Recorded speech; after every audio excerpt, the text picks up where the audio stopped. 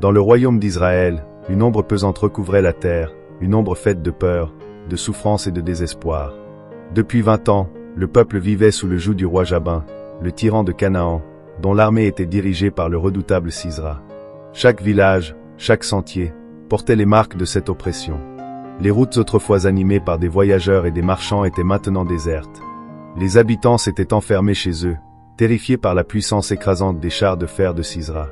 Dans ce paysage sombre, le bruit des roues métalliques sur les chemins poussiéreux résonnait comme un rappel constant de leur impuissance. 900 chars de fer, implacables et invincibles, patrouillaient la région, écrasant toute tentative de résistance sous leurs roues impitoyables. Le ciel semblait se fermer sur Israël, étouffant toute lumière d'espoir. Au milieu de ce chaos, pourtant, une femme se distinguait par sa sérénité et sa force intérieure. Déborah, la prophétesse et juge, était une figure respectée et aimée. Chaque jour, sous l'ombre apaisante d'un majestueux palmier, elle accueillait les doléances de son peuple. Son arbre, connu sous le nom de palmier de Déborah, était devenu un symbole de justice et de refuge. Là-bas, les Israélites venaient chercher des conseils, une solution à leurs conflits, et parfois simplement une parole de réconfort. Les regards se tournaient vers elle avec une lueur d'espoir, comme si elle détenait une clé que personne d'autre ne possédait.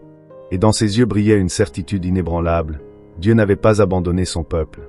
Un jour, alors qu'elle écoutait les plaintes des villageois, une prière silencieuse monta dans son cœur. Elle savait que le moment était venu. Une voix intérieure lui murmurait qu'Israël ne devait plus vivre dans la peur. Ce murmure divin était clair, il était temps de briser les chaînes, de se lever contre l'oppression. Le soir même, Déborah se retira dans la solitude de sa tente. Sous un ciel étoilé, elle pria avec ferveur, demandant guidance et force.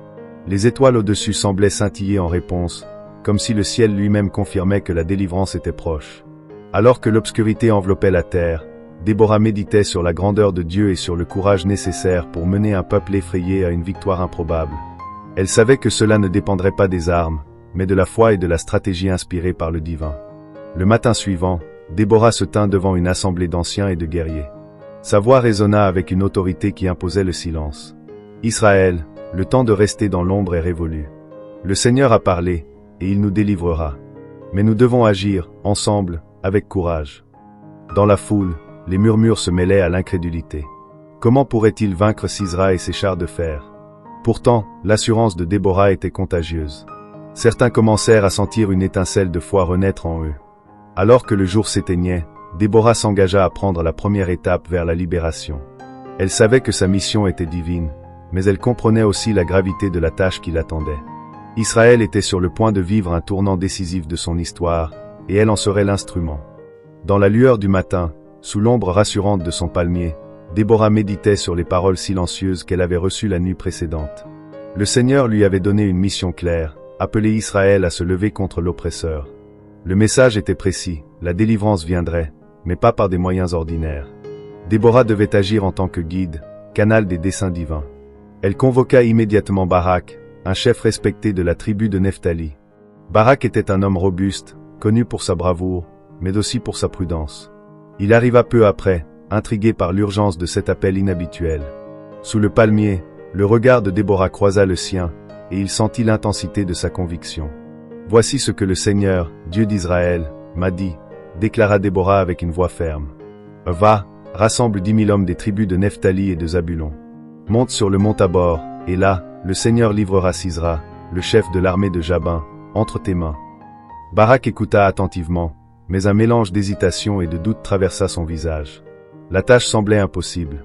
Sisera commandait une armée massive, équipée des redoutables chars de fer qui avaient semé la terreur pendant des décennies. Comment 10 000 hommes à pied pourraient-ils vaincre une force aussi écrasante? « Si tu viens avec moi, je partirai, » répondit-il finalement. « Mais si tu ne viens pas avec moi, je ne partirai pas. » Déborah, bien que confiante dans sa foi, comprenait la peur de Barak. Elle répondit avec assurance, mais aussi avec une vérité prophétique, « Je viendrai avec toi. Cependant, sache que la gloire de cette victoire ne te reviendra pas, car le Seigneur livrera Sisera entre les mains d'une femme. » La décision était prise. Le message de Déborah se répandit rapidement dans les tribus environnantes. Les messagers partirent pour recruter des hommes parmi les tribus de Nephtali et de Zabulon. Les routes autrefois désertes commencèrent à s'animer de longs convois d'hommes, armés de lances et d'épées rudimentaires, se dirigeant vers le point de rassemblement. Pendant ce temps, Déborah continuait de prier et de préparer ses pensées. Elle savait que cette bataille ne serait pas seulement physique. Elle serait spirituelle, un affrontement entre la foi en Dieu et la peur paralysante qui avait pris racine dans le cœur de son peuple. Chaque jour, elle s'assurait de parler à ceux qui doutaient, rappelant les miracles passés, comme la traversée de la mer Rouge ou la chute des murailles de Jéricho. Le mont Tabor, leur lieu de rassemblement, se dressait à l'horizon. Sa forme imposante semblait symboliser la puissance et la protection divine. Alors que les hommes s'installaient au pied du mont, Déborah se tenait à leur tête, leur parlant de manière directe mais inspirante. Ce n'est pas par la force de nos bras que nous vaincrons, mais par la puissance du Seigneur. Gardez votre foi intacte, car il a déjà décidé de notre victoire. Pendant ce temps, dans les plaines de Canaan, Sisra recevait des nouvelles des mouvements des Israélites. Un éclaireur lui rapporta, « Une armée se rassemble au mont Tabor, menée par une femme prophétesse et un chef de guerre nommé Barak. » Sisra rit. Il considérait ces rebelles comme insignifiants face à sa machine de guerre. « Préparez les chars, ordonna-t-il. Nous écraserons cette rébellion avant qu'elle ne prenne de l'ampleur. » Dans le camp israélite, cependant, la détermination grandissait. Barak, encouragé par la présence constante de Déborah, commençait à accepter pleinement son rôle. La nuit avant leur marche vers le champ de bataille, Déborah s'adressa à Barak dans un moment de solitude. « Barak, souviens-toi, ce n'est pas toi qui mèneras cette bataille. Dieu a déjà tracé le chemin de notre victoire. Aie confiance. » Le lendemain matin, les hommes se mirent en marche. Leur armée, bien que modeste en nombre et mal équipée, avançait avec un mélange d'anticipation et d'anxiété. Leurs regards se tournaient souvent vers Déborah, dont la foi et la certitude semblaient renforcer leur courage. Barak, à leur côté, partageait désormais leur charge avec une détermination renouvelée. Alors que le soleil se levait, projetant une lumière dorée sur le mont Tabor, Déborah leva la main et dit d'une voix forte, « Aujourd'hui, le Seigneur livrera Sisra entre nos mains. Avancez sans crainte, car c'est lui qui combat pour nous. » Ce chapitre se termine alors que les Israélites atteignent le sommet du mont Tabor, se préparant pour l'affrontement qui changera leur destin. Les premières lueurs de l'aube révélaient un campement grouillant d'activité. Au pied du mont Tabor, les hommes des tribus de Nephtali et de Zabulon affluaient en nombre, répondant à l'appel de Déborah et Barak. Ils venaient avec des outils agricoles transformés en armes, des boucliers rudimentaires, et des visages empreints de détermination, mais aussi de doute. Une tension palpable flottait dans l'air, mêlant la peur de l'échec à l'espoir d'un miracle. Déborah circulait parmi les soldats, les encourageant avec des paroles inspirées par sa foi. Chaque mot qu'elle prononçait semblait dissiper un peu de la peur dans leur cœur. Elle rappelait les interventions divines passées. N'oubliez pas que Dieu a ouvert la mer Rouge pour nos ancêtres. Il a renversé les murailles de Jéricho avec un simple cri. Aujourd'hui encore, il est avec nous. Barak, quant à lui, supervisait la logistique. Il organisait les formations, évaluait les positions stratégiques et s'assurait que chaque homme savait où se placer. Bien que connu pour sa bravoure, il n'avait jamais affronté un ennemi aussi puissant. Le poids de cette responsabilité se lisait dans son regard concentré. Le mont Tabor, avec ses pentes raides et son sommet dégagé, offrait une position stratégique idéale. Du haut, on pouvait voir au loin les plaines de Canaan, où l'armée de Sisra commençait à se mobiliser. Les éclaireurs rapportaient des nouvelles inquiétantes. Sisra arrive avec tous ses chars de fer. Ils avancent rapidement. Les hommes frissonnaient à cette annonce. Les chars de Sisra, lourds et renforcés de métal, étaient la terreur de toute armée. Leur simple vision suffisait à faire reculer les plus courageux.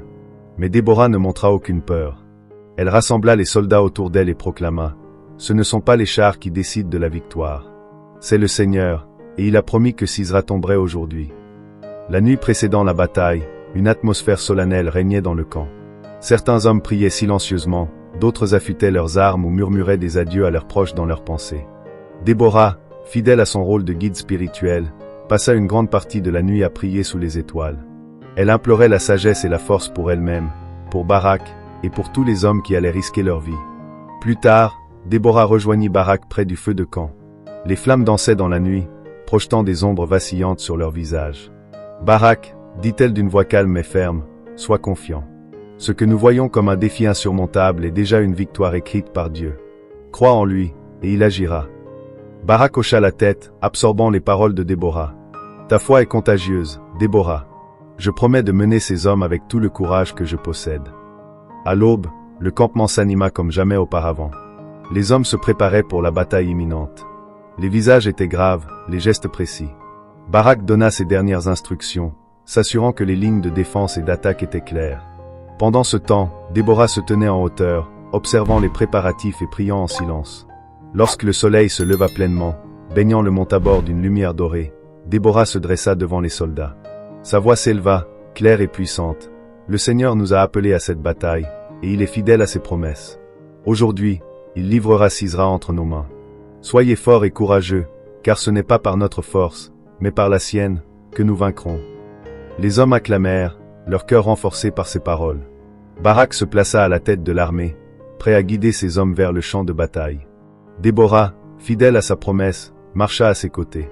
Ensemble, ils menaient Israël dans ce qui serait un tournant décisif de son histoire. Alors que l'armée se mettait en marche, une vision lointaine se dessina sur les plaines. Des nuages de poussière s'élevaient, annonçant l'approche des chars de Sisera. Le moment était venu. Israël se tenait au bord d'une confrontation inévitable, où la foi et le courage seraient les seules armes capables de triompher de l'acier. Dans les vastes plaines de Canaan, l'armée de Sisera se rassemblait, imposante et terrifiante. Les rayons du soleil se reflétaient sur les chars de fer, créant des éclats éblouissants qui semblaient défier quiconque oserait s'opposer à eux. Les soldats cananéens, disciplinés et confiants, s'alignaient méthodiquement, prêts à suivre leur commandant légendaire. Sisera, debout au sommet de son char, observait son armée avec un sourire de satisfaction. Grand, imposant et revêtu d'une armure scintillante, il incarnait la force militaire de Canaan. Pour lui, cette bataille n'était qu'une formalité. Les Israélites, un peuple désorganisé et sous-équipé, ne représentaient aucune menace sérieuse. « Que peuvent-ils faire contre nos 900 chars de fer » s'exclama-t-il, sûr de sa victoire. Un éclaireur arriva au galop, soulevant un nuage de poussière derrière lui. Il s'inclina devant Sisera et rapporta « Seigneur, les Israélites sont regroupés sur le mont Tabor. Ils semblent se préparer pour une confrontation. Leur chef est Barak, mais ils sont guidés par une femme prophétesse, Déborah. » Un éclat de rire retentit parmi les officiers de Sisera. Une femme à la tête de cette rébellion. Cela semblait presque insultant. Sisera, cependant, leva la main pour exiger le silence. « Ne sous-estimez jamais un ennemi, même faible, » déclara-t-il avec gravité. « Une bête acculée peut encore mordre. Préparez les chars. Nous les écraserons au pied de leur montagne. » Pendant que l'armée cananéenne se mettait en marche, les plaines résonnaient du bruit sourd des roues des chars et du martèlement des sabots des chevaux. C'était un spectacle à la fois majestueux et terrifiant. Les paysans des villages environnants observaient, impuissants, la progression de cette force irrésistible. L'oppression qu'ils avaient endurée pendant des années semblait sur le point de s'aggraver encore. De leur position au sommet du mont Tabor, Barak et ses hommes apercevaient la poussière qui s'élevait au loin. Leur cœur se serrait à la vue de l'immense armée qui avançait vers eux. Les 900 chars de Sisera étaient désormais clairement visibles, leurs roues hérissées de lames prêtes à déchiqueter quiconque se trouverait sur leur chemin. Certains hommes murmurèrent des prières, d'autres échangèrent des regards inquiets. Barak s'approcha de Déborah, cherchant une assurance. Ils sont nombreux, et leurs chars sont invincibles. Comment pourrons-nous tenir face à eux? Déborah tourna son regard serein vers lui. Barak, n'oublie pas la promesse du Seigneur. Ce n'est pas par la force ni par la puissance, mais par son esprit que nous vaincrons. Aujourd'hui, Sisera tombera, comme Dieu l'a annoncé. Ces paroles résonnèrent dans le cœur de Barak, dissipant une partie de ses doutes. Il retourna auprès de ses hommes, répétant les paroles de Déborah pour raviver leur courage. En bas, dans les plaines, Sisera ordonna à ses troupes de se déployer en formation. Les chars furent positionnés à l'avant, prêts à frapper les lignes israélites avec une puissance écrasante. Les archers et les fantassins formaient une seconde vague, prêts à exploiter toute brèche créée par les chars. C'était une stratégie qui avait fait ses preuves, annihilant de nombreuses armées avant celle-ci. Que cette bataille soit rapide, déclara Sisera avec un sourire confiant. Écrasez-les avant qu'ils n'aient le temps de respirer. Pendant ce temps, au sommet du mont Tabor, Déborah éleva la voix pour s'adresser aux troupes. Sa présence rayonnait de calme et de détermination. Hommes d'Israël, le Seigneur est avec nous. N'ayez pas peur de ces chars de fer, car aujourd'hui, vous verrez la puissance de Dieu à l'œuvre. Lorsque le moment viendra, Barak vous guidera dans la descente. Restez fermes, car le Seigneur combattra pour vous. Les hommes, galvanisés par ces paroles, serrèrent leurs armes rudimentaires avec une nouvelle détermination. Leur regard était fixé sur Barak, leur commandant, et sur Déborah, la figure de foi qui semblait canaliser la volonté divine. Alors que l'armée de Sisera approchait des pentes du mont Tabor, un silence étrange s'installa dans l'air. Les deux camps se faisaient face, l'un confiant dans sa supériorité matérielle, l'autre ancré dans une foi inébranlable. Le vent soufflait doucement à travers les herbes hautes, comme une respiration suspendue avant l'explosion imminente du conflit. Le soleil se leva plus haut dans le ciel, frappant de ses rayons les armures scintillantes et les armes prêtes à l'usage. Sisera leva son épée, donnant le signal que ses troupes attendaient. Avec un rugissement collectif, les chars commencèrent à avancer, faisant trembler le sol sous leur poids. Au sommet, Barak attendait le signal de Déborah. Elle ferma les yeux un instant, comme pour recevoir une ultime confirmation divine. Puis elle ouvrit les bras et cria, « Lève-toi, Barak! Voici le jour où le Seigneur livrera Sisera entre tes mains. Descends maintenant, car le Seigneur a déjà préparé la victoire. » Barak brandit son épée, et avec un cri de guerre puissant, il mena ses hommes dans une descente rapide et déterminée. Les troupes israélites, galvanisées par la foi, se lançaient dans une bataille qui semblait impossible à gagner. Alors que l'armée israélite descendait les pentes abruptes du mont Tabor, Déborah resta en arrière, observant la scène depuis une position élevée. Ses yeux étaient fixés sur l'horizon, là où l'armée de Sisera, immense et redoutable, s'étendait comme un tapis métallique au sol. Mais son regard n'exprimait aucune peur. Au contraire, une conviction inébranlable brillait dans ses yeux. Elle savait que ce jour, comme elle l'avait prophétisé, appartenait au Seigneur. Barak, en tête de son armée, menait ses hommes avec une ferveur nouvelle. La descente était rapide, chaque pas soulevant un nuage de poussière, chaque cri de guerre résonnant dans l'air comme un écho de foi. Les soldats israélites, bien que moins nombreux et mal équipés, avançaient avec une détermination née de leur confiance en la parole de Déborah et en la puissance de Dieu. Pendant ce temps, Sisera, observant la descente depuis son char, souriait avec mépris. « Regardez-les, dit-il à ses officiers. Ces fous descendent pour rencontrer leur mort. Chargez les chars. Montrez-leur la puissance de Canaan. » Les chars de fer, lourds et imposants, commencèrent à avancer. Le son des roues métalliques broyant la terre était assourdissant, un grondement qui résonnait comme le tonnerre. Les chevaux, magnifiquement harnachés, galopaient avec une force qui semblait irrésistible. Les soldats cananéens, confiants dans leur victoire, suivaient de près, leurs épées scintillant sous le soleil. Déborah, toujours au sommet, leva les bras vers le ciel. Elle prononça une prière forte et sincère. « Seigneur, Dieu d'Israël, montre aujourd'hui ta puissance. Livre Sisera et son armée entre les mains de ton peuple. » Le vent sembla changer à cet instant précis, une brise inhabituelle se levant soudainement sur le champ de bataille. Et alors que les deux armées s'approchaient pour s'affronter, le ciel commença à se couvrir de nuages sombres. Une tempête inattendue se levait, avec une rapidité qui surprit même les plus aguerris. Les vents hurlèrent à travers les plaines, soulevant des tourbillons de poussière et désorientant les chevaux cananéens. Une pluie torrentielle s'abattit soudainement, transformant le sol sec en un bourbier glissant. Les chars de fer, autrefois invincibles, devinrent inutilisables. Leurs roues s'enfonçaient dans la boue, rendant tout mouvement impossible. Les chevaux paniquaient, s'embourbant eux aussi, et les soldats cananéens, désorganisés, luttaient pour rester debout. Sisera, du haut de son char, sentit son assurance vaciller. Ce qui devait être une victoire facile tournait rapidement au désastre. « Reculez! Réorganisez les rangs !» cria Sisera à ses hommes, mais ses ordres étaient noyés dans le chaos. La pluie battante et les éclairs qui zébraient le ciel coupaient toute communication entre les troupes. En revanche, pour les Israélites, cette tempête était un signe divin. Les hommes de Barak, bien que surpris par la pluie, voyaient la désorganisation de leurs ennemis comme une opportunité providentielle. « Le Seigneur combat pour nous !» s'écria l'un d'eux, galvanisant ses compagnons. Barak, voyant Sisera en difficulté, ordonna une attaque directe. Les Israélites déferlèrent sur les Cananéens avec une force et une vitesse étonnantes. Chaque coup porté par un soldat israélite semblait guidé par une main invisible. Les soldats cananéens, débordés et incapables de manœuvrer, tombaient rapidement. Le champ de bataille, autrefois un lieu de domination cananéenne, devint un terrain de défaite. Depuis sa position, Déborah observait le déroulement de la bataille. Ses lèvres murmurèrent une prière de gratitude alors qu'elle voyait la promesse de Dieu se réaliser sous ses yeux. Mais elle savait que la bataille n'était pas encore terminée. Sisera, le commandant ennemi, était toujours en vie. Au cœur du chaos, Sisera, réalisant que la bataille était perdue, descendit de son char embourbé. Ses vêtements étaient trempés, et la boue collait à ses bottes. Regardant autour de lui, il vit ses hommes tomber un à un. Sa confiance se transforma en panique, et il fit ce que peu aurait osé imaginer. Il s'enfuit, abandonnant son armée à son sort.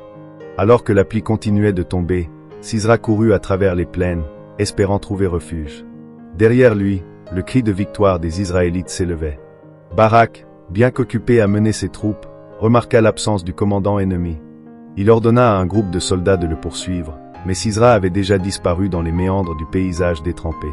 La victoire israélite semblait certaine, mais Déborah savait que le véritable triomphe ne serait complet que lorsque Sisra serait capturé ou tué. Elle ferma les yeux un instant, élevant à nouveau son esprit en prière. « Seigneur, ta volonté est parfaite. Termine ce que tu as commencé. » Le chapitre se termine sur ce moment de tension, alors que la victoire des Israélites est presque assurée, mais que la capture de Sisra reste incertaine. Le chaos régnait sur les plaines détrempées de Canaan. La tempête, violente et soudaine, avait bouleversé l'équilibre de la bataille. Les 900 chars de Sisra, symbole de sa domination militaire, étaient devenus inutiles, embourbés dans la boue créée par les pluies torrentielles. Les chevaux, épuisés et désorientés par les éclairs et les vents violents, s'étaient cabrés, renversant parfois leurs conducteurs. Ce qui avait commencé comme une démonstration de puissance cananéenne s'était transformé en un spectacle de désespoir. Barak, menant les troupes israélites, s'était lancé dans la mêlée avec une énergie renouvelée. Chaque pas de ces hommes dans la boue semblait les rapprocher d'une victoire promise par Dieu. Les soldats, bien que mal équipés, combattaient avec une détermination féroce, utilisant chaque avantage offert par le terrain et la confusion de l'ennemi. « Ne relâchez pas vos efforts », cria Barak à ses hommes. « Le Seigneur est avec nous, et aujourd'hui est le jour de notre délivrance. » Les Israélites frappaient sans relâche.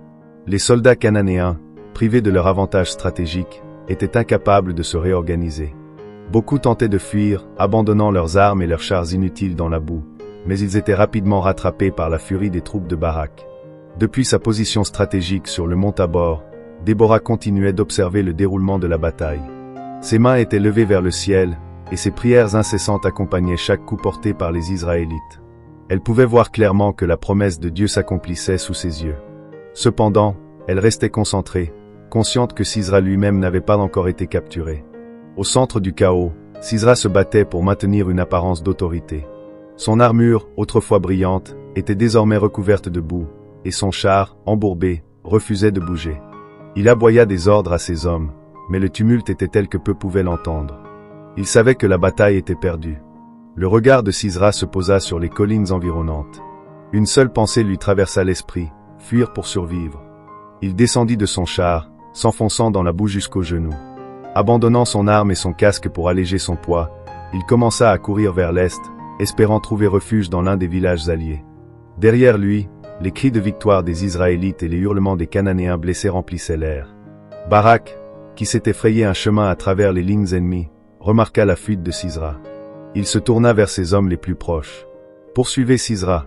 Nous ne pouvons pas le laisser échapper. » Mais le terrain et la tempête ralentissaient leur progression.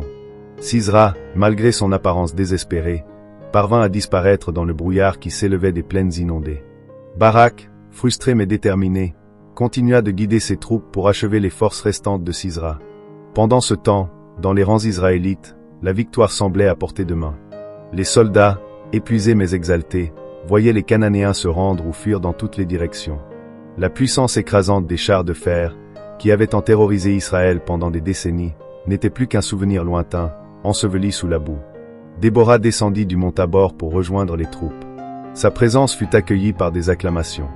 Les hommes la regardaient avec admiration, reconnaissant en elle non seulement leur guide spirituel, mais aussi une source inépuisable de courage. Elle leva la main pour imposer le silence et parla d'une voix forte et claire. « Le Seigneur a livré nos ennemis entre nos mains, comme il l'a promis. Mais la bataille n'est pas terminée. Sisra fuit encore, et la victoire complète dépend de sa capture. Gardez votre foi intacte, car ce que Dieu a commencé aujourd'hui, il l'achèvera. » Les hommes, inspirés par ces paroles, reprirent leur poursuite des derniers Cananéens. Pendant ce temps, Déborah, toujours en prière, sentait dans son cœur que la prophétie qu'elle avait prononcée s'accomplirait bientôt. Sisra tomberait entre les mains d'une femme. Le chapitre se termine alors que Sisra, épuisé et seul, erre à travers les plaines à la recherche d'un refuge, tandis que les troupes israélites, victorieuses, continuent de consolider leur position. Déborah, quant à elle, demeure confiante que la main de Dieu achèvera son œuvre. Sous le ciel encore chargé des restes de la tempête, Sisra courait, trébuchant dans la boue détrempée. Ses vêtements étaient déchirés, son souffle haletant. Chaque pas semblait une lutte, mais il avançait, poussé par un instinct de survie désespéré. Derrière lui, les échos de la bataille s'étaient estompés, mais il savait que les troupes israélites le poursuivaient. Sa défaite était totale, mais il refusait de tomber entre les mains de ses ennemis. Au loin, il aperçut un petit campement, une tente solitaire dressée au milieu d'un terrain plat. Une lumière vacillante émanait de l'intérieur, lui offrant un mince espoir. Alors qu'il approchait, il reconnut les marques distinctives d'un clan allié. La tente appartenait à Héber le Kénien, un nom familier, descendant d'un peuple neutre, parfois allié avec Jabin, le roi de Canaan. Enfin, un abri, murmura-t-il pour lui-même, son esprit engourdi par l'épuisement et la peur. Lorsqu'il arriva devant la tente, une femme en sortit, Jaël, l'épouse d'Héber. Ses yeux croisèrent ceux de Sisra, et elle comprit immédiatement la situation. Un commandant en fuite, cherchant désespérément un refuge. Jaël, pourtant, ne montra aucune hésitation. Avec une expression calme et accueillante, elle lui dit « Entre, mon seigneur. N'aie pas peur. Tu trouveras ici un abri. » Elle souleva le rideau de la tente, l'invitant à entrer. Sisra, épuisé et sans méfiance, accepta l'invitation. À l'intérieur, l'atmosphère était paisible, presque trompeusement ordinaire. Jaël lui offrit un siège sur un tapis moelleux et lui apporta une couverture pour le réchauffer. Sisra, tremblant encore, s'assit lourdement, son corps brisé par la fatigue. « Donne-moi à boire, je t'en prie », demanda-t-il d'une voix rauque. Jaël, attentive, lui apporta non pas de l'eau, mais du lait, un acte qui semblait empreint de générosité. Elle le servit avec douceur, le rassurant par ses gestes mesurés. « Repose-toi, mon seigneur », dit-elle d'un ton apaisant. « Personne ne viendra te chercher ici. » Sisra, rassuré par la gentillesse apparente de Jaël, se laissa aller à la confiance. Il s'étendit sur le tapis, la couverture tirée jusqu'à son menton. « Si quelqu'un vient, murmura-t-il avant de sombrer dans un sommeil lourd, dis-leur que je ne suis pas ici. » Mais alors que Sisra dormait profondément, Jaël restait éveillé. Ses gestes calculés trahissaient une résolution froide. Elle savait que Sisra représentait l'oppresseur de son peuple, et elle comprenait que cet instant était une opportunité unique, peut-être divine. Ses pensées étaient claires, elle devait agir, non seulement pour protéger sa maison, mais aussi pour participer à la délivrance d'Israël. Silencieusement, elle se leva et prit une estacade de tente, un outil simple mais robuste. Dans l'autre main, elle saisit un marteau. Ses mouvements étaient précis, sans hésitation. Elle s'approcha lentement de Sisra, dont la respiration lourde témoignait de son sommeil profond. Jaël se tenait là, un instant, le regard fixé sur cet homme qui avait semé la terreur en Israël. Elle savait que ce qu'elle s'apprêtait à faire changerait le cours de l'histoire. Dans un geste rapide et précis, elle plaça l'estacade contre la tempe de Sisra et, avec toute la force qu'elle pouvait rassembler, enfonça le marteau. Le bruit sourd de l'impact résonna dans la tente, mais il fut rapidement absorbé par le silence oppressant de la nuit. Sisra ne bougea pas. Le commandant invincible, celui qui avait inspiré tant de peur, était tombé, non pas sur un champ de bataille, mais aux mains d'une femme courageuse. Jaël, respirant profondément, s'assit un moment pour reprendre ses esprits. L'acte qu'elle venait de commettre portait un poids immense, mais elle savait qu'elle avait agi en accord avec une justice plus grande. Elle sortit ensuite de la tente et se posta à l'extérieur, guettant les bruits d'une éventuelle poursuite. Peu de temps après, Barak arriva avec un petit groupe de soldats, toujours à la recherche de Sisra. Lorsqu'il vit Jaël, il ralentit, méfiant. Elle leva la main pour le saluer. « Entre, dit-elle calmement. Je vais te montrer l'homme que tu cherches. » Barak, curieux, suivit Jaël à l'intérieur de la tente. Là, il trouva le corps sans vie de Sisra, l'estacade encore plantée dans sa tempe. Le choc initial fit place à une reconnaissance silencieuse. La prophétie de Déborah s'était accomplie. Sisra était tombé, comme prédit, aux mains d'une femme. Barak leva les yeux vers Jaël, un mélange de respect et de gratitude dans son regard. « Aujourd'hui, Israël a remporté une grande victoire, dit-il finalement. Par ton acte, tu as accompli la volonté de Dieu. » Le chapitre se termine alors que Barak retourne au campement pour annoncer la nouvelle de la mort de Sisra, tandis que Jaël reste dans la solitude de sa tente, méditant sur l'impact de son acte courageux. Le silence enveloppait la plaine tandis que la pluie cessait peu à peu, laissant derrière elle un paysage marqué par le chaos de la bataille. Dans la tente de Jaël, la scène était tout aussi saisissante. Le corps inerte de Sisra gisait sur le tapis, une estacade profondément plantée dans sa tempe. L'air semblait lourd, chargé d'une gravité que seul Jaël pouvait comprendre. Le commandant redoutable qui avait oppressé Israël pendant 20 ans avait été vaincu, non par une armée, mais par une femme armée d'outils simples. Jaël, encore assise près du corps, reprenait lentement son souffle. Son cœur battait à un rythme effréné, mais son esprit était clair. Elle savait que ce qu'elle avait fait serait raconté pendant des générations. Pourtant, à cet instant précis, ce n'était pas la gloire qu'elle cherchait, mais la paix intérieure. Elle avait agi non par ambition, mais par un profond sentiment de devoir envers son peuple et envers Dieu. À l'extérieur, les bruits des soldats israélites s'approchant se faisaient entendre. Jaël se leva, l'expression calme et résolue. Elle sortit de la tente et se posta à l'entrée, guettant l'arrivée de Barak. Peu après, le chef israélite apparut, le visage encore marqué par l'intensité de la bataille. Son regard était vigilant, scrutant les environs à la recherche de Sisera. « Entre, dit Jaël avec assurance, pointant l'intérieur de la tente. Je vais te montrer l'homme que tu cherches. » Barak, intrigué, suivit Jaël à l'intérieur. Ses yeux tombèrent immédiatement sur le corps sans vie de Sisera. La scène était à la fois choquante et révélatrice. La prophétie de Déborah s'était accomplie. Sisera avait été livré aux mains d'une femme. Barak s'arrêta un moment, assimilant ce qu'il voyait.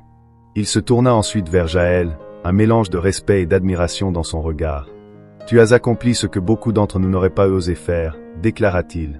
Aujourd'hui, Israël est libre grâce à ton courage. » Jaël ne répondit pas immédiatement. Elle baissa les yeux, réfléchissant à la portée de ses actions. « Ce n'était pas ma force, dit-elle finalement. C'est la main de Dieu qui a guidé cet acte. » Barak acquiesça, reconnaissant la vérité de ses paroles. Il sortit de la tente et fit signe à ses hommes de se rassembler. La nouvelle de la mort de Sisera se répandit rapidement parmi les soldats israélites, provoquant une vague de célébration. Pour eux, c'était plus qu'une victoire militaire. C'était la preuve que Dieu était avec eux, qu'il n'avait pas abandonné son peuple malgré les années de souffrance. Pendant ce temps, Jaël restait en retrait, observant les soldats célébrer leur triomphe. Elle ne cherchait ni reconnaissance ni honneur. Son rôle dans cette histoire était terminé, et elle acceptait cela avec humilité. Au camp principal, Barak retrouva Déborah, qui l'attendait avec un calme confiant.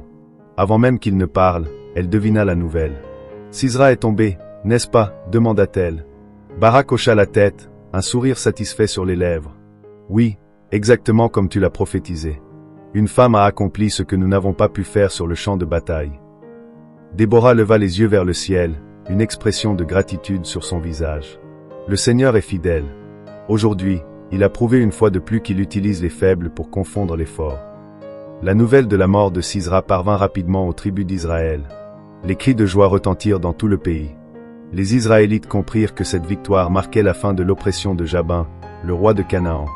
Avec Sisera mort et son armée anéantie, Jabin perdait sa puissance, et Israël pouvait enfin espérer un avenir de liberté. Déborah rassembla les chefs et les soldats pour un moment de prière et de réflexion. « Aujourd'hui, nous avons vu la main de Dieu agir puissamment en notre faveur, déclara-t-elle. Mais souvenez-vous, cette victoire n'est pas la nôtre. C'est le Seigneur qui a livré nos ennemis entre nos mains. Ne l'oublions jamais, et restons fidèles à ses commandements. » Le chapitre se termine alors que les Israélites commencent à démanteler leur camp, prêts à rentrer chez eux avec la certitude que leur pays allait enfin connaître la paix.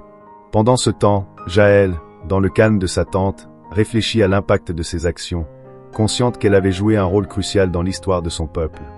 Au lever du soleil, une lumière douce baignait les plaines où la bataille avait eu lieu la veille.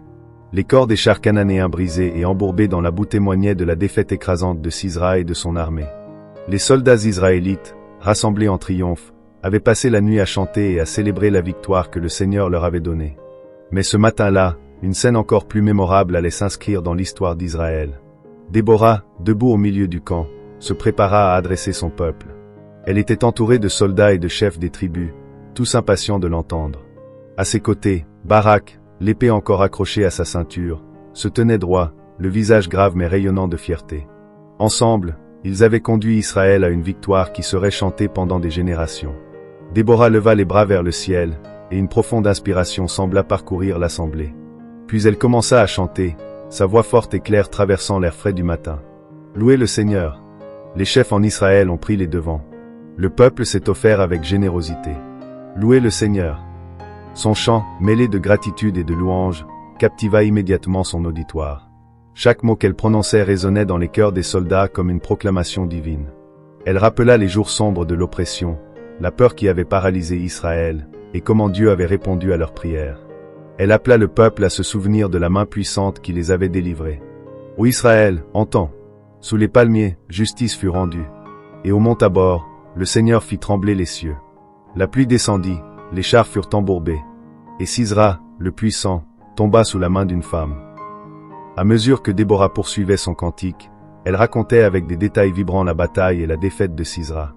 Elle célébra le courage des tribus qui avaient répondu à l'appel et n'hésita pas à mentionner celles qui étaient restées en arrière, montrant que la gloire appartenait à ceux qui avaient fait confiance à Dieu.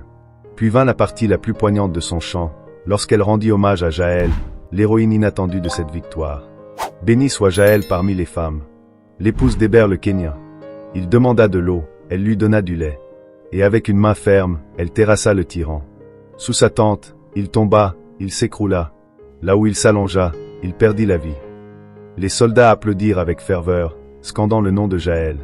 Pour eux, elle était devenue un symbole de courage et d'obéissance à la volonté divine. Jaël, bien que modeste et discrète, écoutait depuis les confins de l'assemblée, les yeux baissés, mais un léger sourire illuminait son visage. Elle savait que son acte, bien que simple, avait changé le cours de l'histoire.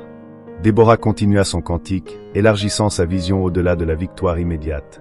Elle exhorta Israël à se souvenir que cette paix nouvellement acquise ne devait pas être gaspillée. Que tous tes ennemis, Seigneur, périssent ainsi. Mais que ceux qui t'aiment soient comme le soleil, brillant dans toute sa force. Lorsque le chant se termina, un silence sacré s'installa sur l'assemblée. Les soldats, émus et inspirés, levèrent leurs armes vers le ciel dans un geste d'unité. Ce moment scella non seulement leur victoire, mais aussi leur engagement à suivre les voies de Dieu. Après le cantique, Déborah s'adressa une dernière fois aux chefs et aux guerriers. Aujourd'hui, nous avons vu ce que la foi peut accomplir. Souvenez-vous, ce n'est pas par notre force que nous avons triomphé, mais par celle du Seigneur. Restez fidèles, et la paix régnera sur Israël. Le camp commença lentement à se disperser. Les soldats retournèrent dans leur village, portant avec eux les récits de la bataille et les paroles de Déborah. Les familles les accueillirent avec des chants et des danses, transformant leur retour en une célébration nationale. Barak rejoignit Déborah alors qu'elle se retirait près de son palmier. « Tes paroles resteront gravées dans nos mémoires, dit-il.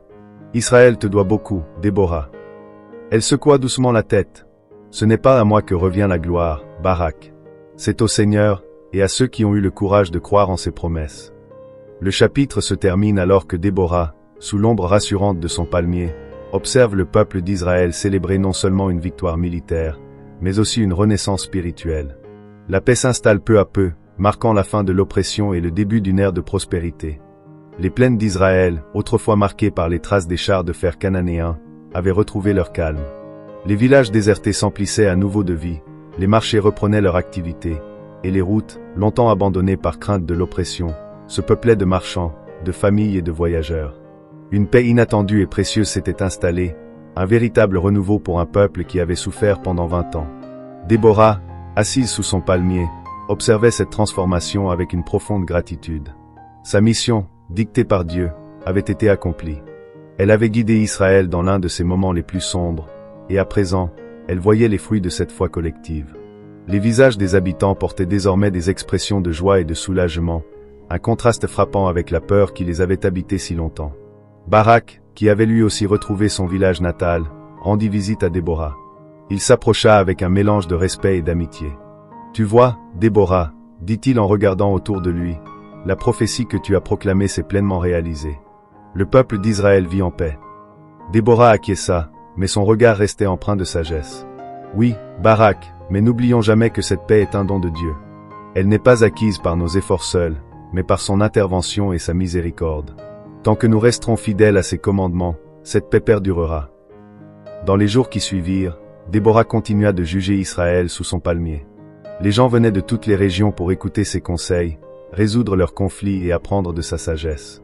Elle ne se considérait pas comme une héroïne, mais comme une servante de Dieu, guidant son peuple selon les voies divines. Pendant ce temps, l'histoire de Jaël se répandit dans tout Israël. Les femmes, en particulier, la regardaient comme un symbole de courage et de foi. Beaucoup vinrent à sa rencontre, cherchant à comprendre ce qui l'avait poussé à agir. Jaël, humble, répétait simplement « J'ai fait ce que Dieu m'a permis de faire.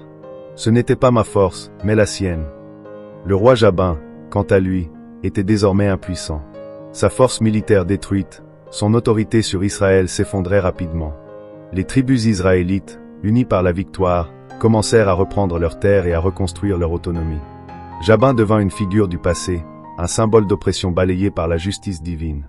Déborah, cependant, savait que l'histoire de Sisra et de Jabin n'était pas seulement un récit de victoire militaire. C'était une leçon pour les générations futures, un rappel que la vraie force réside dans la foi, la justice et l'obéissance à Dieu.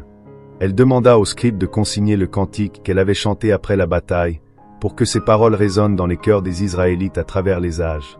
Le temps passa, et Israël continua de prospérer. Les champs furent à nouveau cultivés, les troupeaux se multiplièrent, et les enfants grandirent en entendant les récits de cette grande victoire. Les familles se réunissaient souvent autour du feu pour raconter l'histoire de Déborah, de Barak et de Jaël, se souvenant de la manière dont Dieu avait sauvé son peuple. Mais Déborah, bien qu'acclamée comme une héroïne, restait humble. Elle savait que son rôle n'était pas d'être glorifiée, mais de rappeler à Israël l'importance de rester fidèle à son Dieu. Elle priait souvent pour que son peuple ne retombe pas dans l'idolâtrie ou l'oubli, car elle comprenait que la prospérité pouvait parfois rendre les hommes négligents envers les voies divines. Un jour, alors qu'elle regardait le soleil se coucher depuis son palmier, elle murmura une prière silencieuse. « Seigneur, garde ton peuple fidèle.